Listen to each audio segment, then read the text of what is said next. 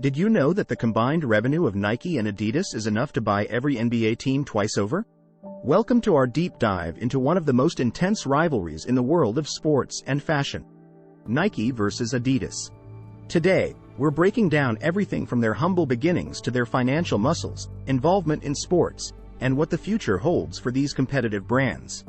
So, if you've ever laced up a pair of sneakers, you're going to want to stick around for this. Let's kick things off by digging into their roots.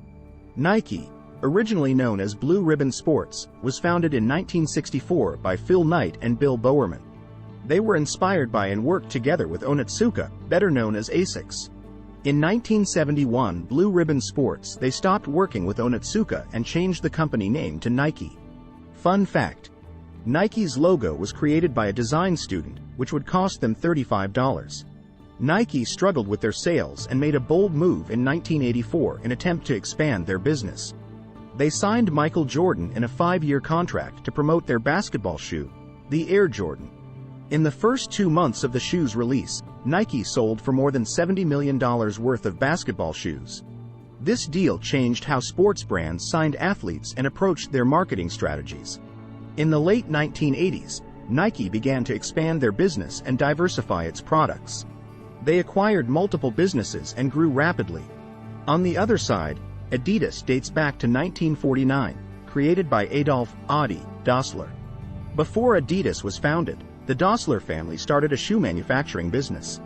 After World War II, Adolf and his brother Rudolf worked hard to rebuild their family business. But the brothers got into a conflict, which led into a split of the family business. Adolf started Adidas, while Rudolf started Puma. In the 1950s-60s, Adidas grew steadily because the brand was adopted by a lot of football players. In the 1970s-80s, Adidas experienced competition from emerging brands such as Nike. In the coming years, Adidas ended being a family company, since Adolf Dassler passed away in 1989. The business became a publicity-traded company. After multiple changes in leadership, the company acquired several businesses and started to work with designers and celebrities, which led to year-over-year growth. Now, let's talk numbers. Financial performance is where you see the real heat of this battle. As of the latest reports, Nike leads within revenue with over $51 billion of revenue in 2023, leaving Adidas trailing but still showing impressive figures with more than €21 billion of revenues in 2023. With the discontinuation of the Yeezy business, Adidas lost more than €500 million in sales last year. More than 30% of Adidas net sales comes from Europe, while Nike has a big part of their sales in the USA.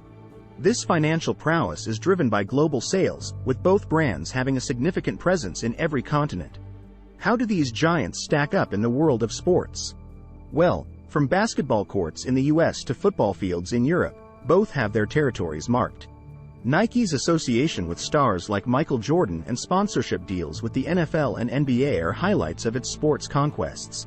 Adidas, not to be outdone, dominates football with partnerships with FIFA World Cup and numerous top-tier football clubs. But it's not just about traditional sports. Both brands are tapping into the world of esports and fitness apps, catering to the digital generation. Let's have a look at their production location and suppliers. Although Nike is an American company, the shoes are not made in their own country. It has over 523 factories spread in over 40 countries. Chinese manufacturers supply 23% of all Nike's production, while Vietnam contributes 16% of Nike's total production, which mostly constitutes creating apparel and footwear. Adidas has over 500 factories in over 55 countries. The majority of shoes are made in the countries situated in Asia, like Vietnam, Indonesia, and China. Vietnam produces 44% of all Adidas footwear, followed by Indonesia at 25% and China at 19%. What's next for Nike and Adidas? Sustainability is the new battleground. Both are racing to reduce carbon footprints through innovative products like Adidas's recyclable shoes or Nike's move towards zero carbon and zero waste. The digital frontier is also a key focus. With e-commerce on the rise, both brands are upping their online game, leveraging AI and VR to enhance customer experience. So, who wins in the battle between Nike and Adidas?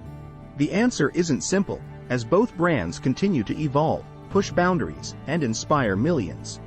Nike and Adidas are the two heavyweights when it comes to footwear and sports accessories. Regardless of where we belong from, most of us are attracted to these brands when it comes to sports accessories, including footwear and more. Now, we want to hear from you. Which brand are you rooting for, and why? Drop your views in the comments below. Don't forget to like, share, and subscribe for more exciting content. Until next time, keep lacing up those sneakers and never stop moving forward.